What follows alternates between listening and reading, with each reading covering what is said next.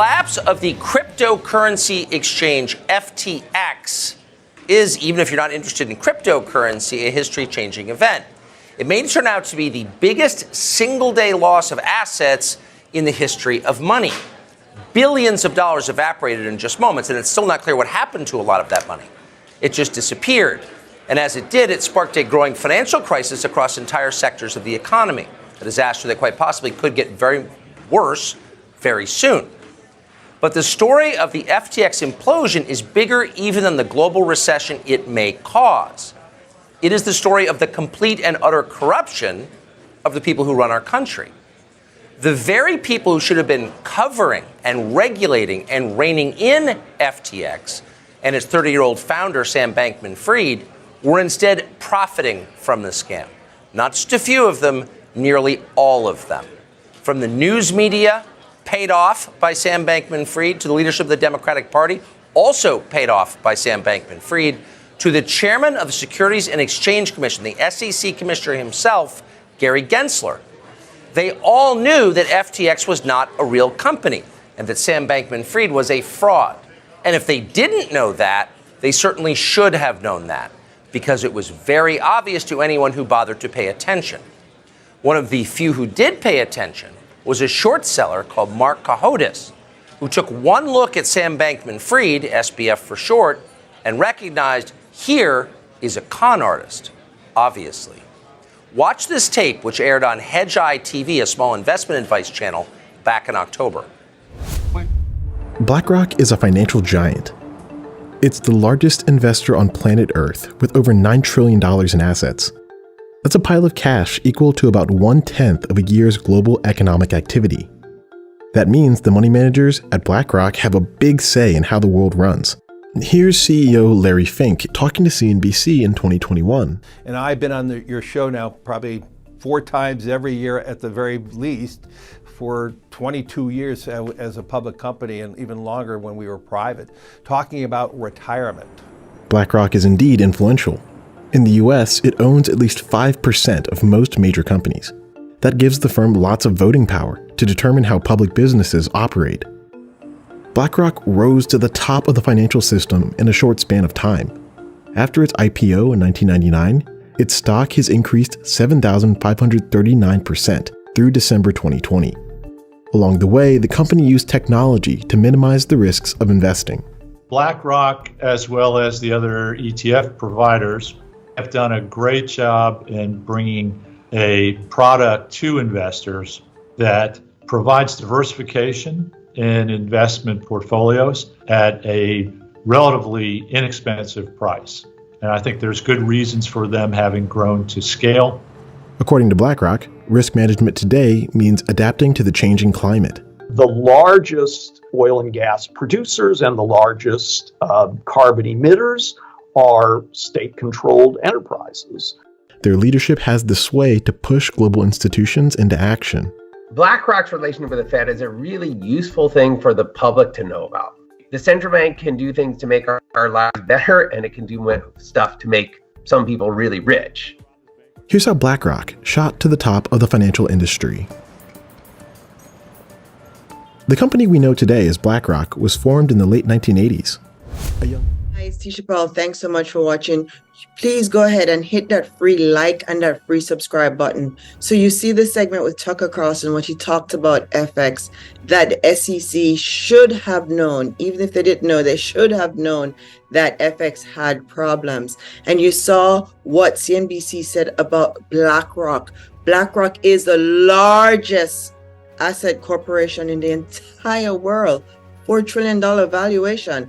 And BlackRock, I'm telling you, it has Bitcoin. It applied for the Bitcoin ETF. Why am I telling you that? Because there are 3 actual benefits that you need to learn about Bitcoin. Do not touch this dial. Go ahead and listen for the next 10 minutes. I'm about to change your life. Today, Bitcoin is at 29,000 and change. And it looks bearish, but it's long-term bullish. BlackRock is proposing it to go bullish, and so is a bank in England, a chartered bank it's saying Bitcoin is going to hit 120. Now, when you look at the candlesticks, when I drafted the candlesticks, we know it's going to go back to 68,000. We think it's going to hit 50 in December, but we know it's bullish. So it's going to break through that 68. Whoop, breakthrough.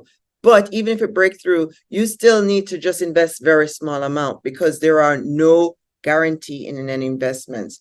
3 reasons I love Bitcoin. Number 1, anybody can buy it. That's number 1. That's what I love about it. Number 2, it's decentralized. The federal government does not own it. No government owns Bitcoin. It's just a regulation between 2 people. I love that about it. And you just need the internet and a digital wallet. Google for a digital wallet. You can buy Bitcoin for as little as $5. That's what I love about it as well. Anybody can play Bitcoin. It's also scarce. There's only 21 million Bitcoin that will be mined, and you can either buy it or mine it. So that's what I love. It has intrinsic value. Bitcoin was over $1 trillion in back when it was 68,000. Now it's billions in cap rate. So that's why I love Bitcoin, because it actually has real cap rate, billions and trillions. And now we see that BlackRock is bullish on Bitcoin, and BlackRock is getting its own ETF for Bitcoin. What does that mean? It means that other people now, big boys, are coming in on Bitcoin. It's no longer anything that's really stupid. It's no longer a player's game. It's now real. Candlestick chart Bitcoin. I tell people Bitcoin goes up and down. It's bearish or bullish. It's just like the stock market. It's just like real estate. It's just like you do the US dollar Forex. So the Bitcoin is the same. It can be charted. I have been charting asset class for over 30 years now. I'm a former college professor, business law professor in the United States. And I'm telling you, Bitcoin, you can chart it so you can make money, but you don't throw all your money in, because there are 4 things that stop a market from producing what it's supposed to do. Nature, act of God, you cannot stop that. Government regulation, you cannot stop government regulation. And ego, you cannot stop people's ego. And greed, you cannot stop their greed. Fear and greed. This is why you put some in. So I tell people, invest, save, and balance your budget. So if you're supposed to be paying $100 towards your credit card, pay $50 towards credit card, and put some in Bitcoin, XRP, or the top 5 stocks in the United States: Apple, Google, Facebook. Those are really good. Telsa is a good stock as well. Amazon, Microsoft, those are very solid stocks. They have high cap rates, billions, if not trillions. The next thing to do is start an online business. Amazon, Shopify, Facebook has a shop, TikTok has a shop, YouTube channel. I am telling you, go ahead and Google for an online business. The average person making $3,000 a month on online business. But what you cannot do, what does not work anymore, is for you to stay in debt. That no longer works. You need to work a full-time job and get something part-time going, or invest. But paying off debt and then investing doesn't work. Invest, save, pay down bills, and balance the budget. I'm Tisha Paul. Thank you so much for listening to us. Go ahead, folks, and hit that free like and that free subscribe button. And yeah.